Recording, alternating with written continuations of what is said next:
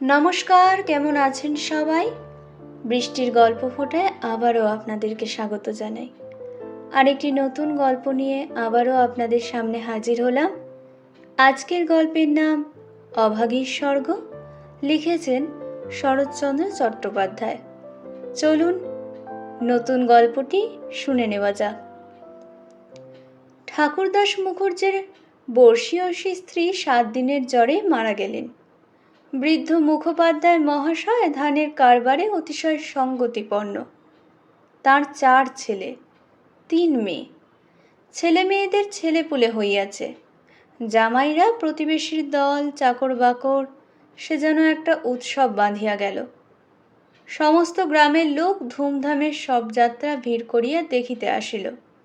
মেয়েরা কাঁদিতে কাঁদিতে মায়ের 2 পায়ে গাঢ় করিয়া আলতা এবং মাথায় ঘন করিয়া সিন্দুর লেপিয়া দিল। বধূরা ললাট চন্দনে চর্চিত করিয়া বহুমূল্য বস্ত্রে শাশুড়ির দেহ আচ্ছাদিত করিয়া দিয়া আঁচল দিয়া তাহার শেষ পদধূলি মুছাইয়া লইল। পুষ্পে, পত্রে, গন্ধে, মাল্যে, কলরবে মনে হইল না এ কোনো শোকের ব্যাপার। এ যেন বড় বাড়ির গৃহিণী 50 বর্ষ পরে আর একবার নূতন করিয়া তাহার স্বামী গৃহে যাত্রা করিতেছেন। বৃদ্ধ মুখোপাধ্যায় শান্ত মুখে তাহার চিরদিনের সঙ্গিনীকে শেষ বিদায় দিয়া অলক্ষ্যে 2 ফোঁটা চোখের জল মুছিয়া শোকার্ত কন্যা ও বধূগণকে সান্ত্বনা দিতে লাগিলেন। প্রবল হরিধ্বনিতে প্রভাত আকাশ আলোড়িত করিয়া সমস্ত গ্রাম সঙ্গে সঙ্গে চলিল। আরেকটি প্রাণী একটু দূরে থাকিয়া এই দলের সঙ্গী হইল। সে কাঙালির মা। সে তাহার কুটির প্রাঙ্গণের গোটা কয়েক বেগুন তুলিয়া এই পথে হাটে চলিয়াছিল। এই দৃশ্য দেখিয়া আর নড়িতে পারিল না।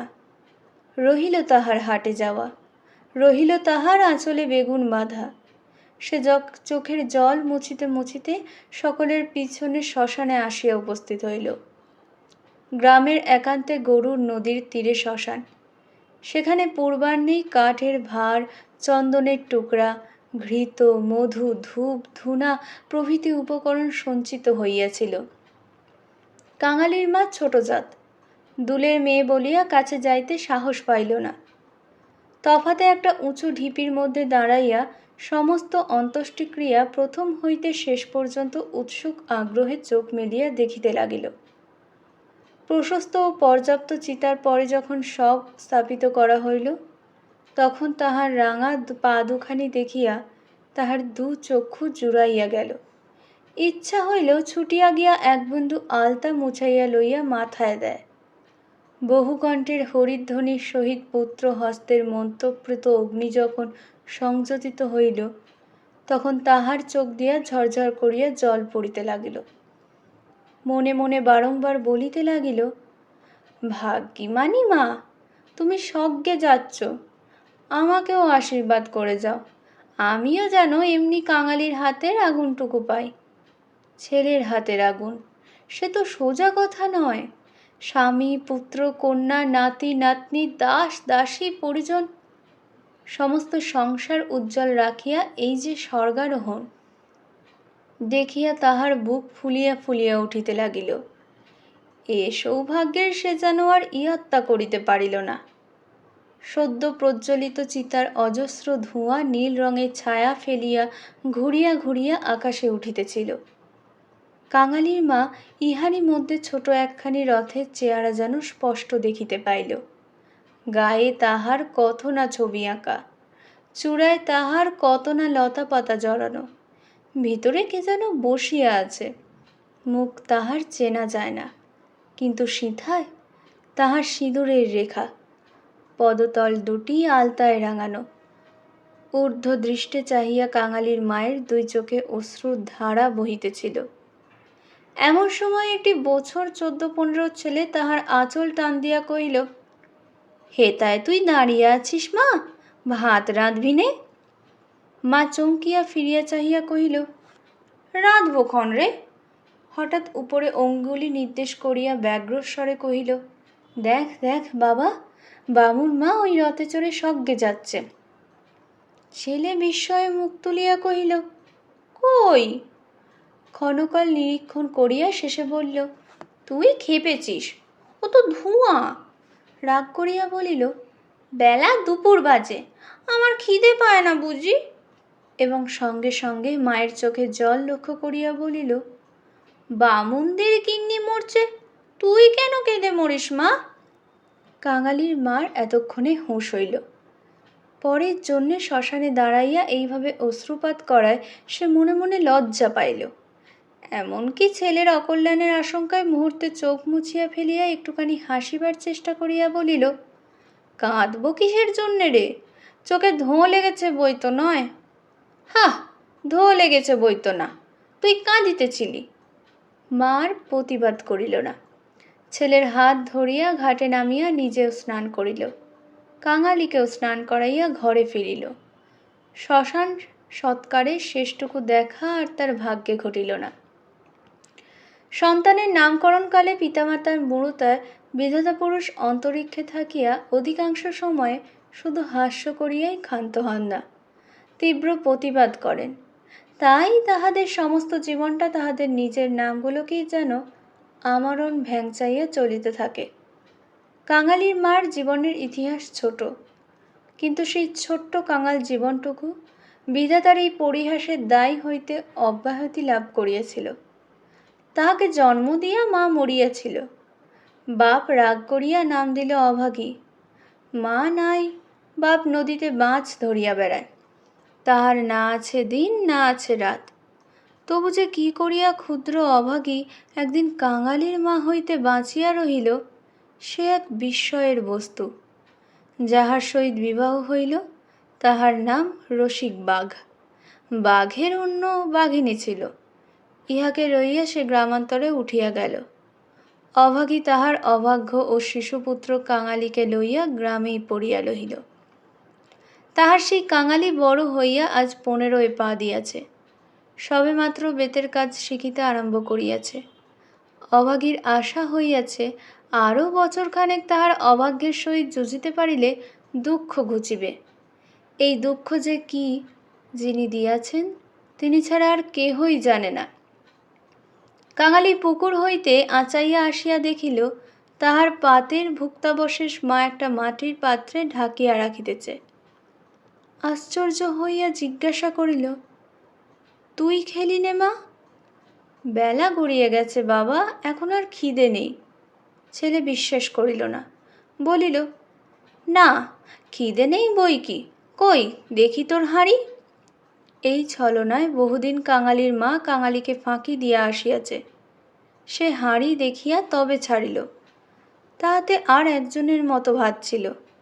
তখন সে প্রসন্ন মুখে মায়ের কোলে গিয়া বসিল।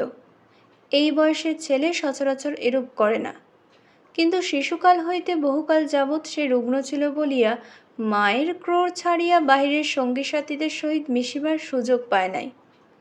এইখানে বসিয়াই তাহাকে খেলাধুলার স্বাদ মিটাইতে হইয়াছে। এক হাতে গলা জড়াইয়া মুখের উপর মুখ রাখাইয়াই কাঙালি চকিত হইয়া কহিল, মা, তোর গা যে গরম, কেন তুই অমন রোদে দাঁড়িয়ে মরা পোড়ানো দেখতে গেলি? কেন আবার নিয়ে এলি? মরা পোড়ানো কি তুই? মা শশব ব্যস্তে ছেলের মুখে হাত চাপা দিয়া কহিল, ছি বাবা, মরা পোড়ানো বলতে নেই, পাপ হয়। সতী লক্ষ্মী মা ঠাকুরন রথে করে স্বর্গে গেলেন।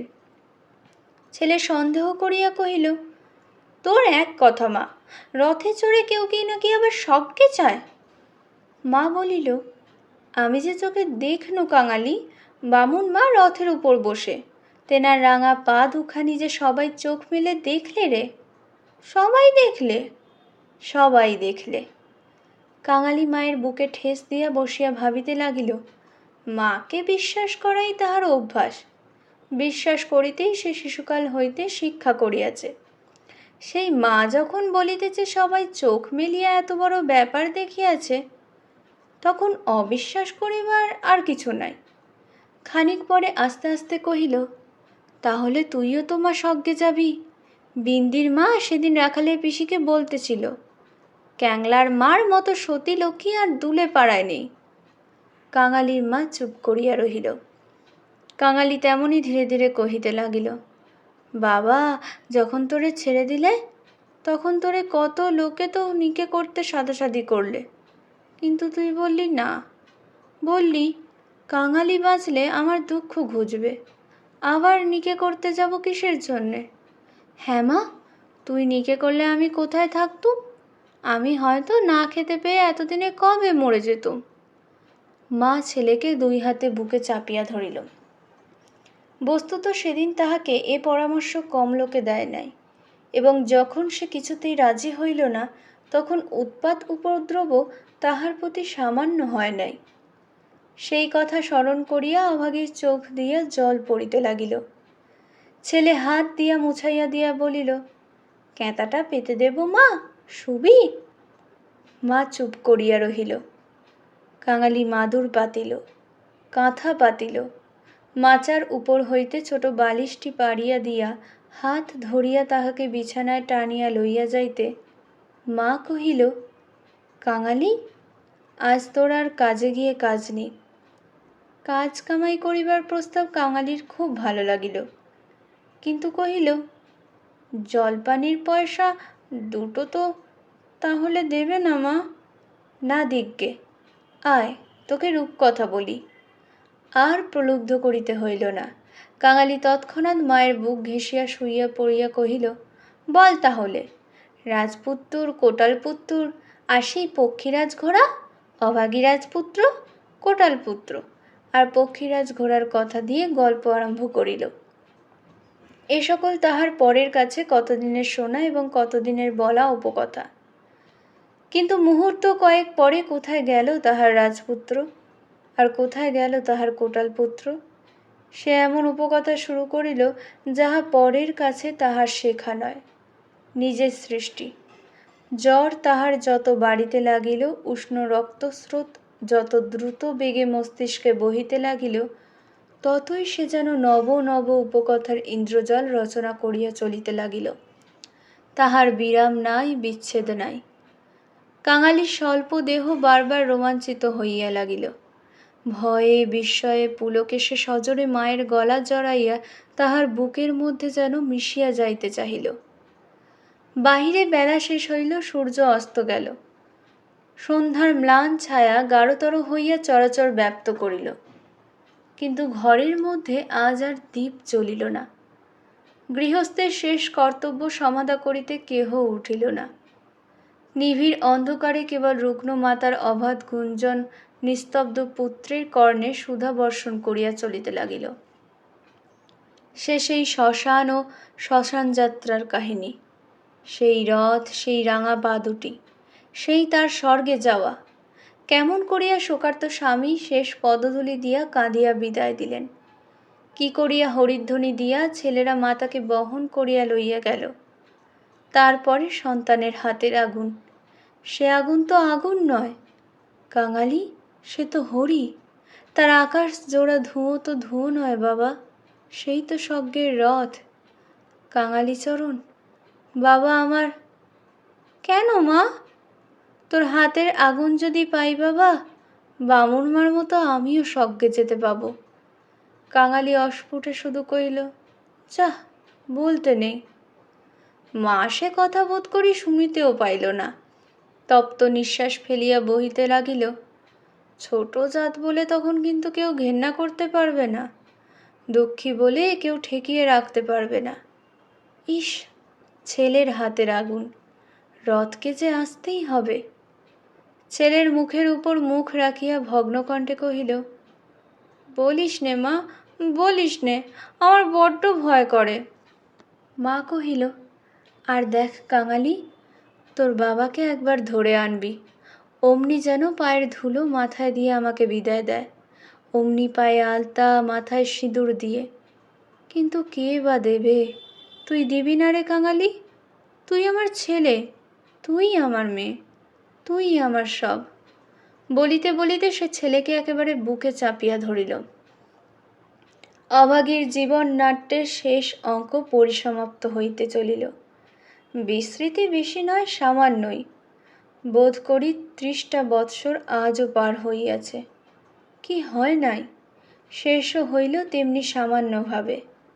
গ্রামে কবিরাজ ছিল না, ভিন্ন গ্রামে তাহার বাস। কাঙালি গিয়া কাঁদাকাটি করিল, হাতে পায়ে পড়িল, শেষে ঘটি বাঁধা দিয়া তাহাকে 1 টাকা প্রণামী দিল। তিনি আসিলেন না, গোটা চারেক বড়ি দিলেন। তাহার কত কি আয়োজন, খল মধু, আদার সত্ত্ব, তুলসী পাতার রস। কাঙালির মা ছেলের প্রতি রাগ করিয়া বলিল, কেন তুই আমাকে না বলে ঘটি বাঁধা দিতে গেলি বাবা? হাত পাতিয়া বড়ি কয়টি গ্রহণ করিয়া মাথায় ঠেকাইয়া উনিয়া ফেলিয়া দিয়া কহিল, ভালো হইতো এতেই হব। বাগদি দুলের ঘরে কেউ কখনো ওষুধ খেয়ে বাঁচে না। দিন তুই এমনিই গেল। প্রতিবেশীরা খবর পাইয়া দেখিতে আসিল।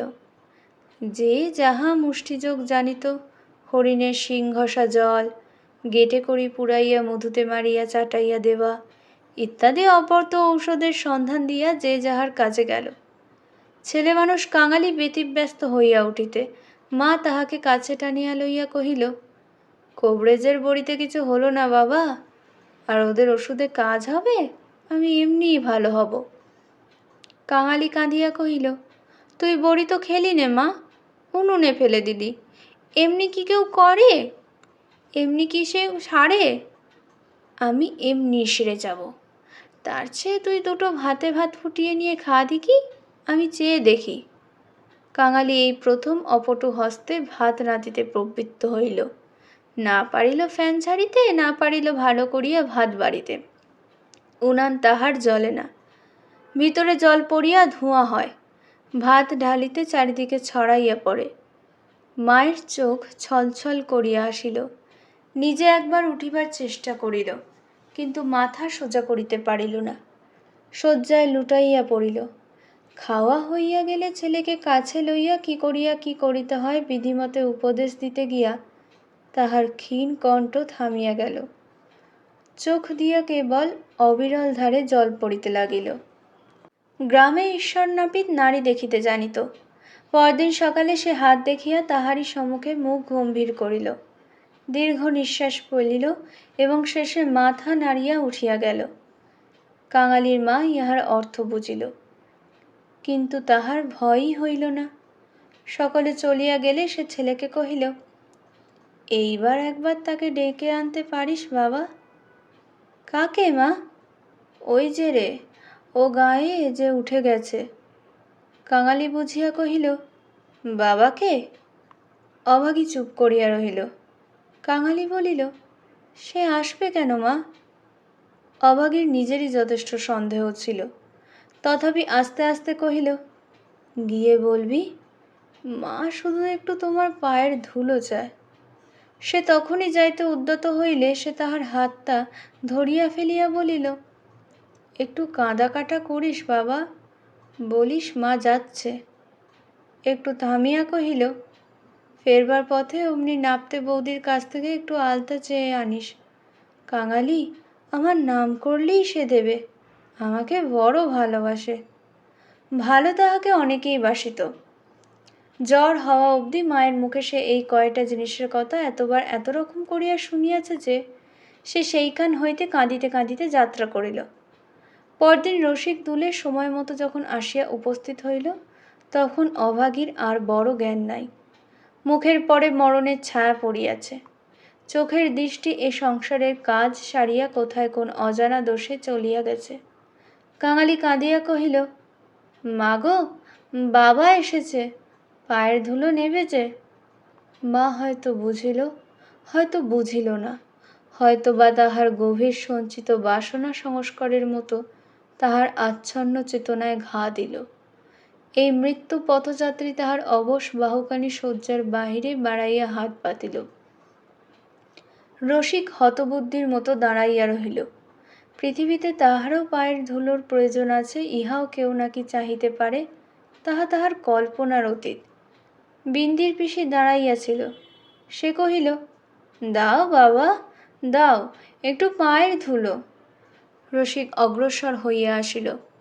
জীবনে যে স্ত্রীকে সে ভালোবাসা দেয় নাই, অসন বসন দেয় নাই, কোনো খোঁজ খবর করে নাই, মরণকালে তাহাকে সে শুধু একটু পায়ের ধুলা দিতে গিয়া কাঁদিয়া ফেলিল। রাখালের মা বলিল, এমন সতীলক্ষ্মী বামুন কায়েতের ঘরে না জন্মে ও আমাদের দুলের ঘরে জন্মালো কেন? এইবার ওর একটু গতি করে দাও বাবা। ক্যাংলার হাতের আগুনের লোভে ও যেন প্রাণটা দিলে। অভাগীর অভাগ্যের দেবতা অগোচরে বসিয়া কি ভাবিলেন জানি না, কিন্তু ছেলে মানুষ কাঙালির বুকে গিয়া এ কথা যেন তীরের মতো বিঁধিল। সেদিন দিনের বেলাটা কাটিল, প্রথম রাত্রিটাও কাটিল, কিন্তু প্রভাতের জন্য কাঙালির মা আর অপেক্ষা করিতে পারিল না। কি জানি এত ছোট জাতের জন্য স্বর্গের রথের ব্যবস্থা আছে কিনা, কিংবা অন্ধকার পায়ে হাঁটিয়াই তাহাদের রওনা হইতে হয়। কিন্তু এটা বোঝা গেল রাত্রি শেষ না হইতেই এ দুনিয়া সে ত্যাগ করিয়া গেছে। কুটির প্রাঙ্গণে একটা বেলগাছ, একটা কুড়ুল চাহিয়া আনিয়া রসিক তাহাতে ঘা দিয়াছে, কি দেয় নাই। জমিদারের দরোয়ান কোথা হইতে ছুটিয়া আসিয়া তাহার গালে সশব্দে একটা চর কষাইয়া দিল। কুড়ুল কাড়িয়া লইয়া কহিল, শালা এ কি তোর বাপের গাছ আছে যে কাটতে লেগেছিস? রসিক গালে হাত বুলাইতে লাগাইল।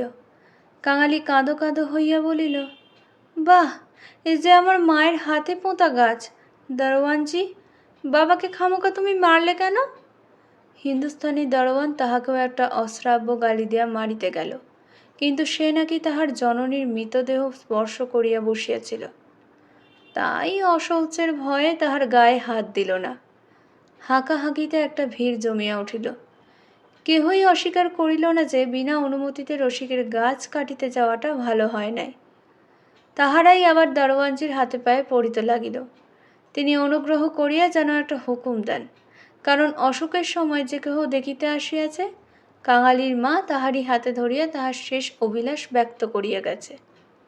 দারোয়ান ভুলিবার পাত্র নহে। সে হাত মুখ নাড়িয়া জানাইল এ সকল চালাকি তাহার কাছে খাটিবে না। জমিদার স্থানীয় লোক নহেন, গ্রামে তাহার একটা কাছারি আছে, গোমস্তা অধর রায় তাহার কর্তা। লোকগুলা যখন হিন্দুস্থানিটার কাছে ব্যর্থ অনুনয় বিনয় করিতে লাগিল, কাঙালি ঊর্ধ্বশ্বাসে দৌড়িয়া একেবারে কাছারি বাড়িতে আসিয়া উপস্থিত হইল। সে লোকের মুখে মুখে শুনিয়াছিল পিহাদারা ঘুষ লয়। তাহার নিশ্চয় বিশ্বাস হইল অত বড় অসঙ্গত অত্যাচারের কথা যদি কর্তার গোচর করিতে পারে তো ইহার প্রতিবিধান না হইয়াই পারে না।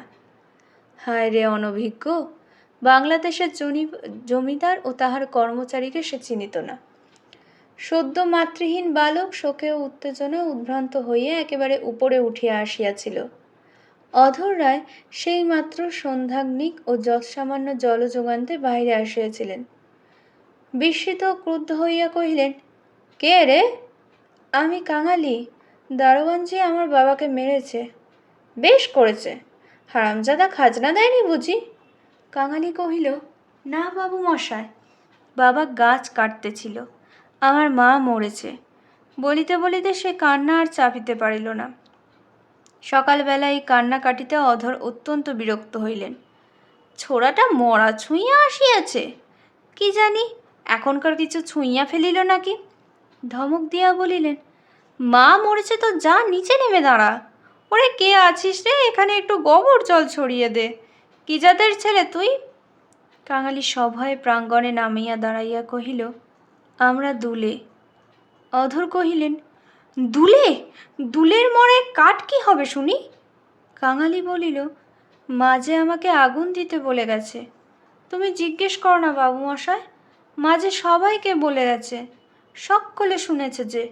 মায়ের কথা বলিতে গিয়া তাহার অনুক্ষণের সমস্ত অনুরোধ উপরোধ মুহূর্তে স্মরণ হইয়া কণ্ঠ যাহার যেন তাহার কান্নায় ফাটিয়া পড়িয়া চাহিল। অধর কহিলেন, মাকে পোড়াবি তো গাছের দাম 5টা টাকা আনগে, পারবি? কাঙালি জানিত তাহা অসম্ভব। তাহার উত্তরীয় কিনবার মূল্যস্বরূপ তাহার ভাত খাইবার পিতলের কাশিটি বিন্দির পিসি 1 টাকায় বাঁধা দিতে গিয়াছে। সে চোখে দেখিয়া আসিয়াছে। সে ঘাড় নাড়িল, বলিল, না। অধর মুখখানা অত্যন্ত বিকৃত করিয়া কহিলেন, না তো মাকে নিয়ে নদীর চরে পুঁতে ফেলগে যা। কার বাবার গাছে তোর বাপ কুড়ুল ঠেকাতে যায়? পাজি হতবাগা নচ্ছার। কাঙালি বলিল, সে যে আমাদের উঠানের গাছ বাবু মশাই, সে যে আমার মায়ের হাতে পোঁতা গাছ। হাতে পোঁতা গাছ? পাড়ে বেটাকে গলা ধাক্কা দিয়ে বার করে দে তো। পাড়ে আসিয়া গলা ধাক্কা দিল। এবং এমন কথা উচ্চারণ করিল যাহা কেবল জমিদারের কর্মচারীরাই পারে। কাঙালি ধুলা ঝাড়িয়া উঠিয়া দাঁড়াইল, তারপরে ধীরে ধীরে বাহির হইয়া গেল। কেন সে যে মার খাইল, কি তাহার অপরাধ, ছেলেটা ভাবিয়াই পাইল না। গোমস্তার নির্বিকার চিত্তে দাগ পর্যন্ত পড়িল না। পড়িলে এ চাকরি তাহার জুটিত না। কহিলেন, পরেশ, দেখ তো হে, এ বেটার খাজনা বাকি পড়েছে কিনা। থাকে তো জালটাল কিছু একটা কেড়ে এনে যেন রেখে দেয়, হারামজাদা পালাতে পারে। মুখুজ্জে বাড়িতে শ্রাদ্ধের দিন, মাঝে কেবল একটা দিন মাত্র বাকি। সমারোহের আয়োজন গৃহিণীর উপযুক্ত করিয়াই হইতেছে। বৃদ্ধ ঠাকুরদাস নিজে তত্ত্বাবধান করিয়া ফিরিতেছিল।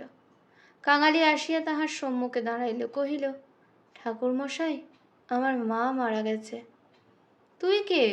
কি চাস তুই? আমি কাঙালি। মা বলে গেছে তেনাকে আগুন দিতে। তা দিগে না। কাছারির ব্যাপারটা ইতিমধ্যেই মুখে মুখে প্রচারিত হইয়া পড়িয়াছিল। একজন কহিল, ও বোধহয় একটা গাছ চায়। এই বলিয়া সে ঘটনাটা প্রকাশ করিয়া কহিল।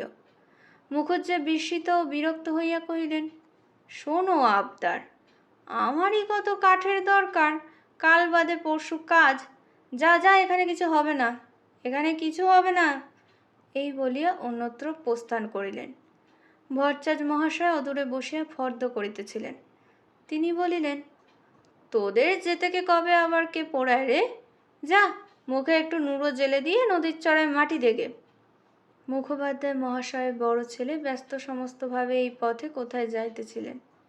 তিনি কান খাড়া করিয়া একটু শুনিয়া কহিলেন, দেখছেন ভট্টাচার্য মশায়, সব ব্যাটারাই এখন বামুন কায়েত হতে চায়, বলিয়া কাজের ঝোঁকে আর কোথায় চলিয়া গেলেন। কাঙালি আর প্রার্থনা করিল না। এই ঘণ্টা দুয়েকের অভিজ্ঞতায় সংসারে সে যেন একেবারে বুড়ো হইয়া গিয়াছিল। নিঃশব্দে ধীরে ধীরে তাহার মরা মায়ের কাছে গিয়া উপস্থিত হইল। নদীর চরে গর্ত খুঁড়িয়া অভাগীকে শোয়ান হল। রাখালের মা কাঙালির হাতে একটা খড়ের আঁটি জ্বালিয়া দিয়া তাহারই হাত ধরিয়া মায়ের মুখে স্পর্শ করাইয়া ফেলিয়া দিল। তারপরে সকলে মিলিয়া মাটি চাপা দিয়ে কাঙালির মায়ের শেষ চিহ্ন বিলুপ্ত করিয়া দিল। সবাই সকল কাজে ব্যস্ত। শুধু সেই পোড়া খড়ের আঁটি হইতে যে স্বল্প ধোঁয়াটুকু ঘুরিয়া ঘুরিয়া আকাশে উঠিতেছিল, তাহারই প্রতি পলকহীন চক্ষু পাতিয়া কাঙালি ঊর্ধ্ব দৃষ্টে স্তব্ধ হইয়া চাহিয়া রহিল। কেমন লাগলো আজকের গল্পটি অবশ্যই কমেন্টের মাধ্যমে জানাবেন। একটি লাইকের মাধ্যমে আমাদেরকে আগে পৌঁছতে উৎসাহ দেবেন। দেখা হচ্ছে খুব শীঘ্রই পরের একটি নতুন গল্প নিয়ে।